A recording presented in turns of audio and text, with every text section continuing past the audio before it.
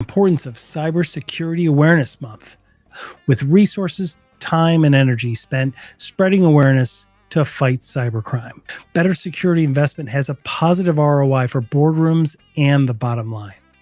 This year, our goal is to challenge you to learn something new about cybersecurity and to share it with others. So to raise awareness, we challenge you to do that this year.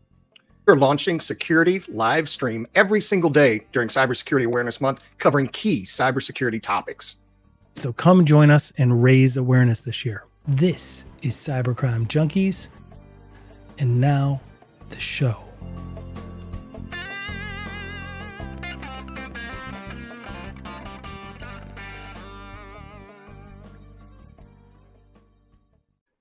So welcome everybody to Cybercrime Junkies podcast.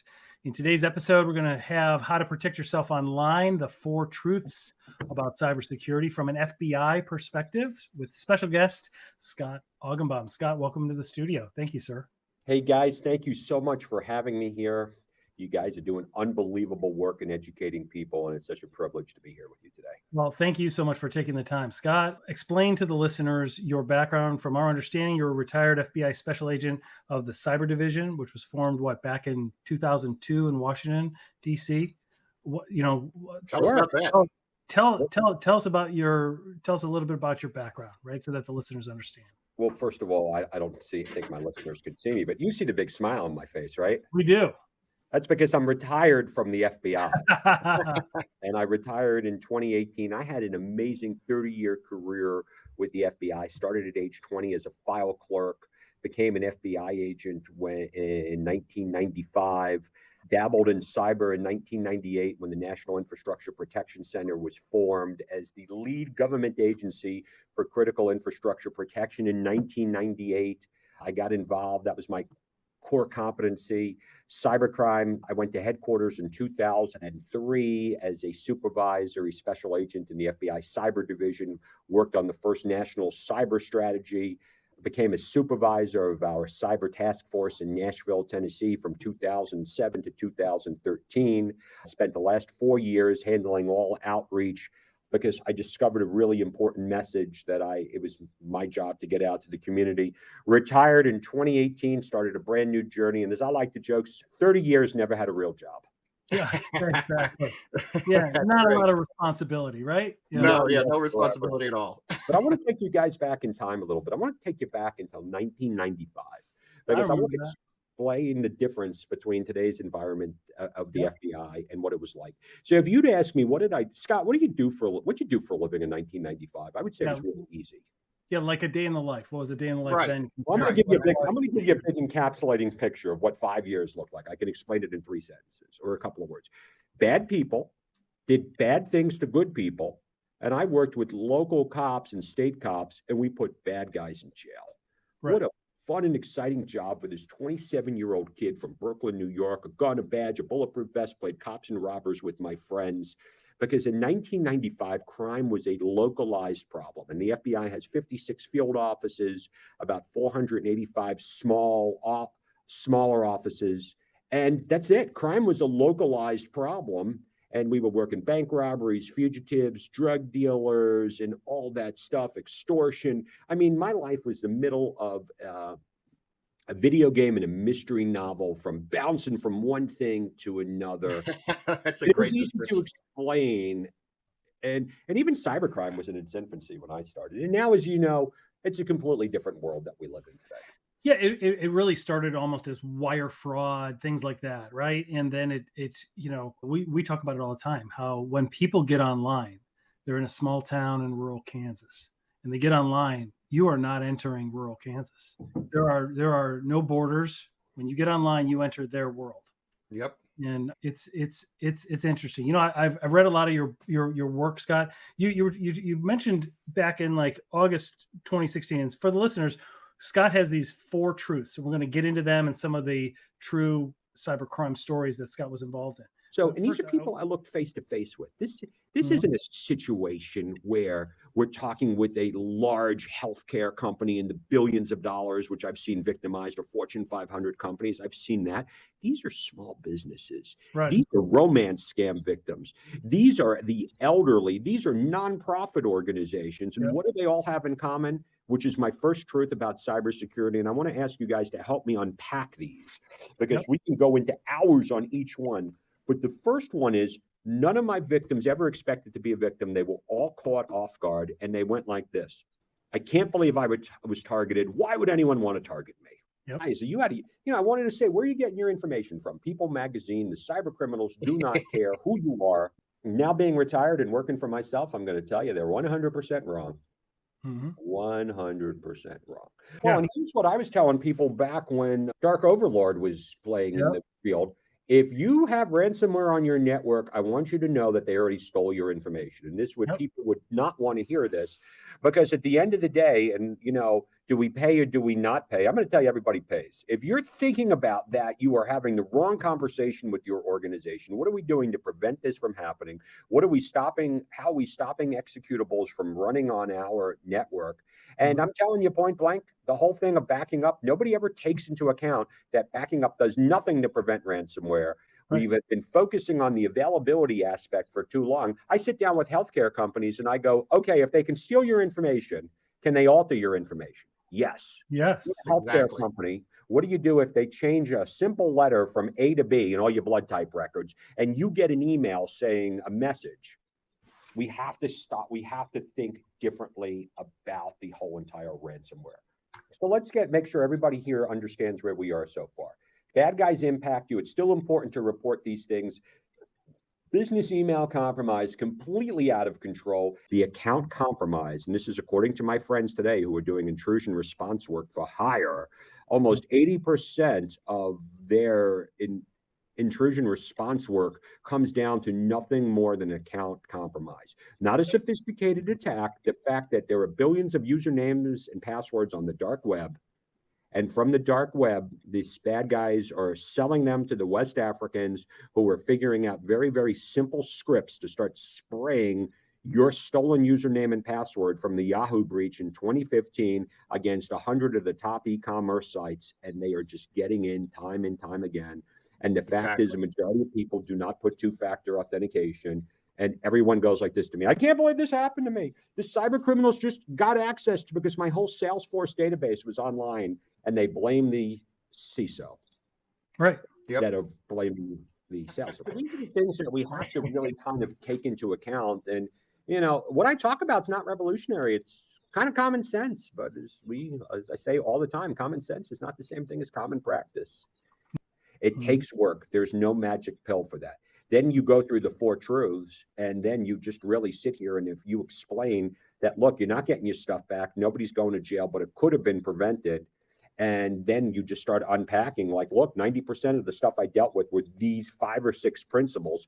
These are the principles. Go work on this. This is what I'm putting out every day on LinkedIn, just trying to make a point. You need repetition. You read my book, that'll keep you safe for about 3 days.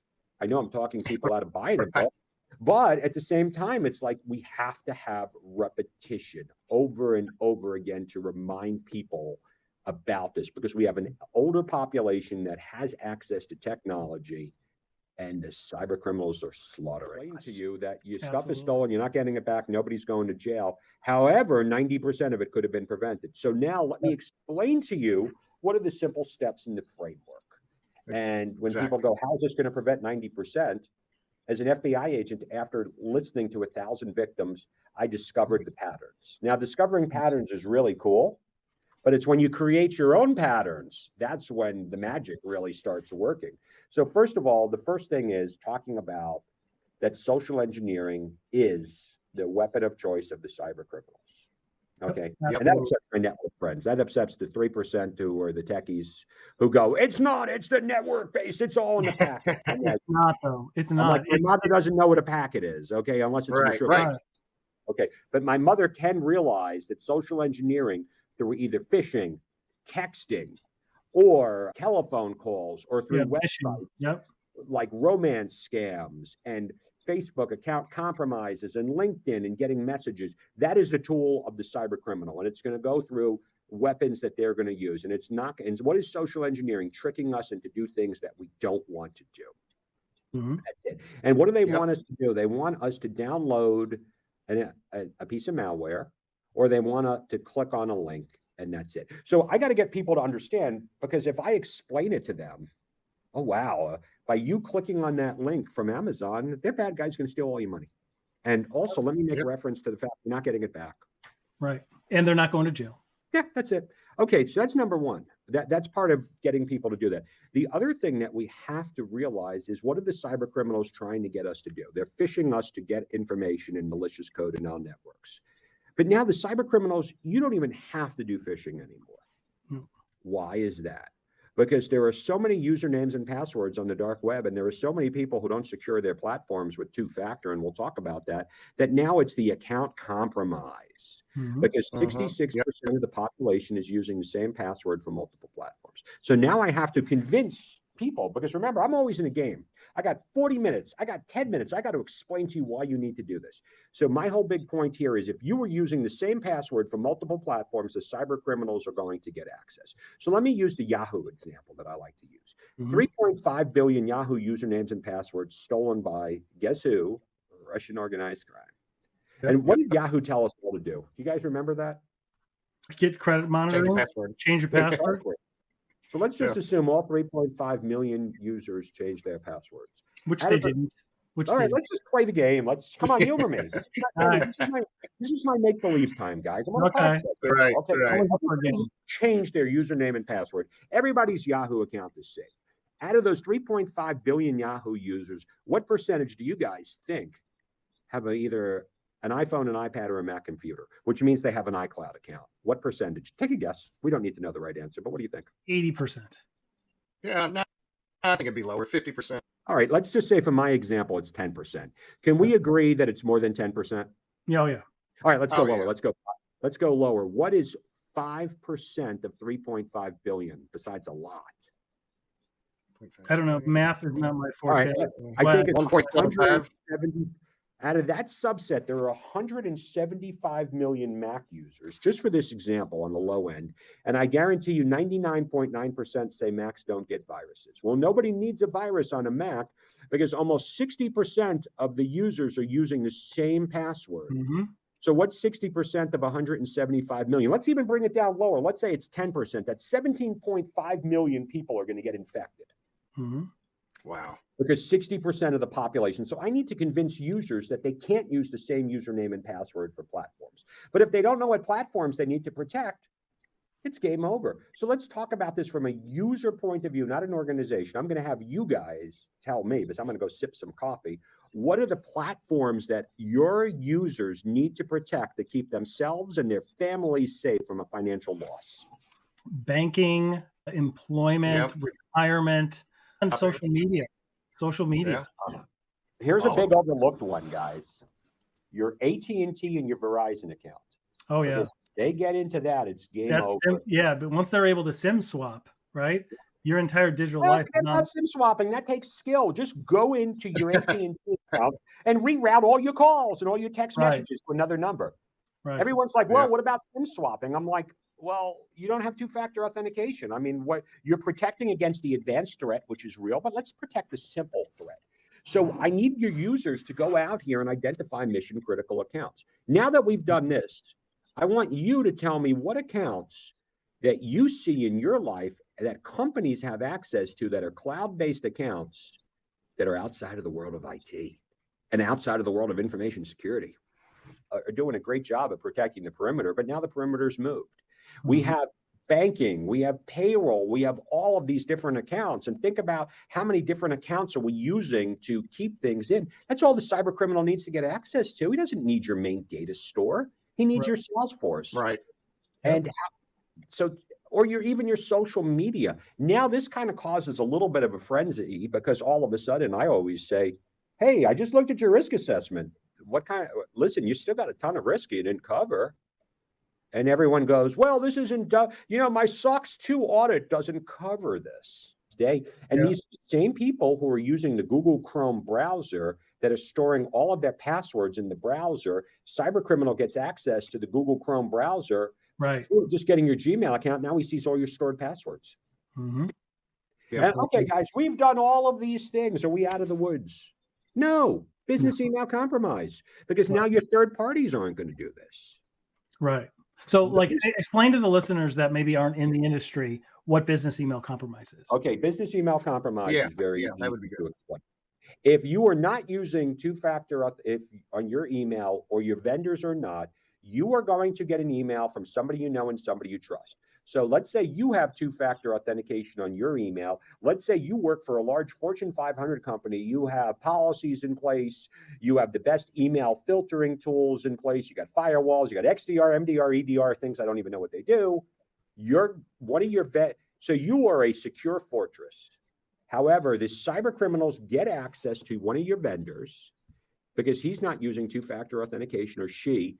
They see that you have a financial relationship with your vendor, with this person. And now all of a sudden, your accounts payable person gets an email from your vendor and says there's no malware in the thing. And all it says is this one thing. Hey, Barbara, I just want to let you know, we just changed bank account information. Here is the new bank account information.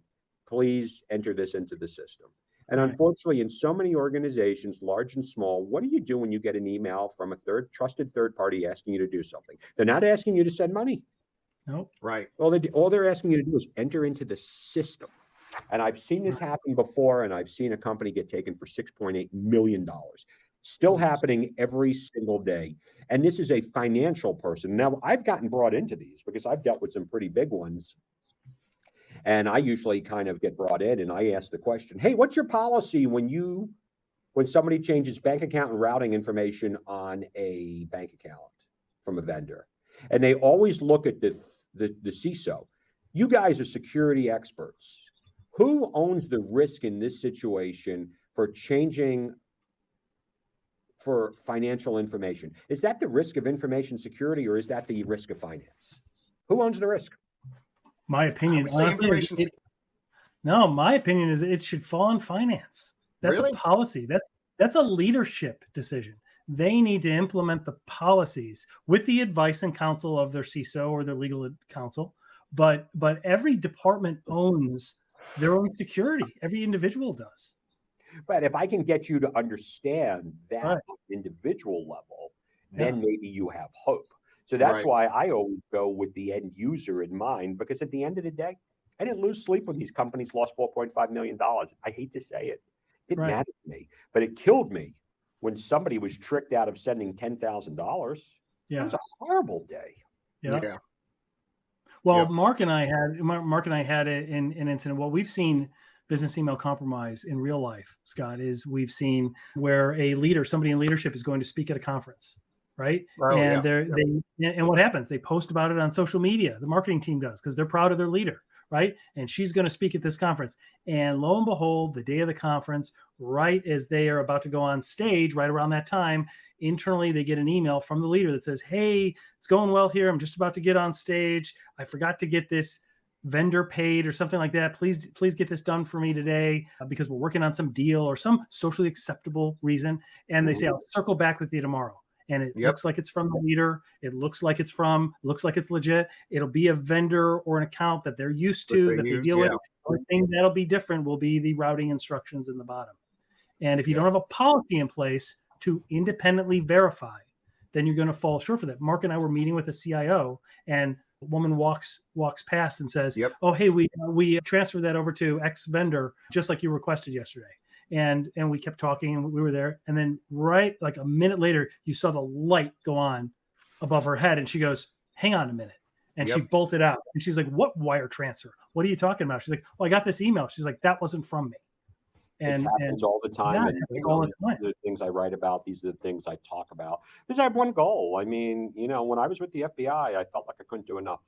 Yeah. I just really couldn't do enough. I've seen bad things happen to good people. I felt very, very powerless. I felt like I couldn't help. when I was a young FBI agent, I felt like I could save the day. Then I realized, I had this epiphany that a majority of the things easily could have been prevented. And Yeah. as a result of that, that's why I do what I do. And I live what I call my passion project life, which is trying to help people. And, if you go to my website, cybersecuremindset.com, here's the framework. It's everything that you've done. And what was the traditional advice? Scott, you're giving away everything for free. I'm like, look, I'm not telling anything that anyone hasn't already known. If I can keep people safe, Exactly right. that's it. And that's how I make my living, because you know what? I give everything away to the do-it-yourself people. You do not need me. You can go to LinkedIn. You could go watch my videos. You could do all that. And then companies call me up and they go, can you do it for us? That's like a full-time job though, right? What's that? I mean, that's like a full-time job for someone to actually figure out what all the best practices are. What I loved about your book is you synthesized it. You just boiled it down in very practical terms, right? Yeah. Like it's you just follow these things and actually do what is being suggested. You reduce your risk, right?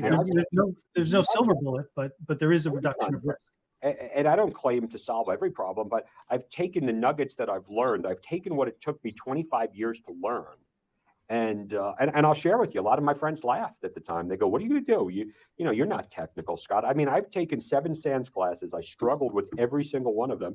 And I realized that that's not my strength. My strength is taking things, boiling it down, being very, very passionate.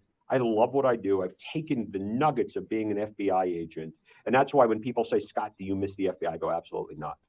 And everyone looks shocked. I had an amazing career. I would do it all over again. But what I've learned, the same mission. You're still doing the same mission. Yeah, I'm doing, but now I don't have to deal with the hang-ups. I can give my advice. I can tell people what I think, and I can just be very, very passionate about it. And that's why I love what I do. That's fantastic. And I would encourage all the listeners to connect with Scott on LinkedIn. Scott pushes out a lot of really good information on LinkedIn with a good cadence. That if you connect with Scott on LinkedIn, you'll definitely learn something just by following his message. And Scott, I really appreciate your passion for what you do. I'm glad to see somebody out there trying to boil the ocean with that. So no, and I love what it rings close. You guys are doing an awesome job. You got a great following. I can't wait to push this out to my tribe and everything, because just, little by little, we just have to build our own ecosystem. We have to sit there. And it takes people, to get, and I've been trying. I'm not giving up, because here's one of the things that I've learned. I got very frustrated because when I learned this information, I went out in front of an audience of 500 people. I boiled everything down into a simple checklist, which eventually became my book. And I said, come over, connect with me, and I'm going to give you everything you need to keep yourself and your family safe, just in a couple of points. And 5 people came to me out of 500 and asked me for my information. And I went, oh my God, I got so frustrated. I got angry and I was about to give up. But I said, I helped 5 people that day. Yeah, that's exactly right. If you save one business that has built a generational business and you keep their doors open because they just weren't looking at their blind spots, it's worth it. If you keep one family, one elderly family member that doesn't lose their life savings because of something that our message is resonating with, that makes it all worth it. Oh, sure. Absolutely. So Scott, thank you so much. Links to Scott's book and his website and his LinkedIn will all be in the show notes. We thank everybody for listening. Scott, thank you very much, sir. Hey guys, you're doing a great job. Thank you for having me. We sucked all the oxygen out of the room, or at least I did. That's great. It was all good stuff, Scott. Thank you so much. Yeah. Thanks so much. It absolutely won't be our last conversation, so we'll talk again soon. All right, guys. Yep, absolutely. Thank you, sir. Thanks, Scott. All right, we'll see everybody. Bye.